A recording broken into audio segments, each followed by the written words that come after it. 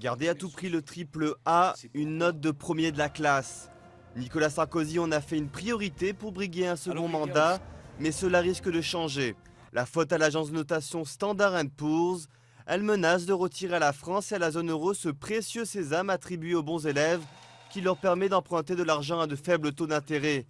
Pour le gouvernement, c'est à l'échelle européenne qu'il faut agir. La vérité, c'est que l'Europe doit se réorganiser et qu'elle doit se désendetter.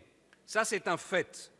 Ce que nous dit cette agence, c'est que pour les investisseurs, la zone euro et l'Europe ont besoin d'un cadre politique rigoureux, structuré, efficace, capable sur le moyen et sur le long terme de tenir ses engagements.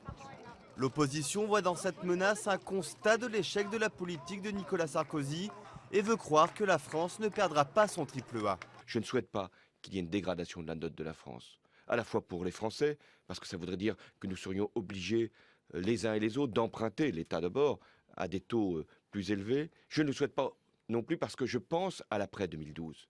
Outre la France, 14 autres pays européens ont été rappelés à l'ordre, dont l'Allemagne, l'éternelle première de la classe.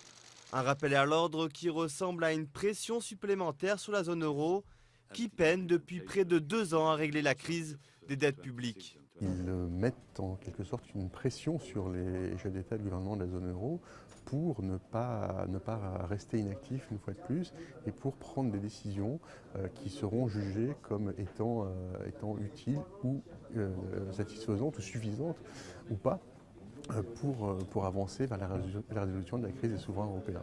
Le sommet européen de la fin de la semaine sera déterminant.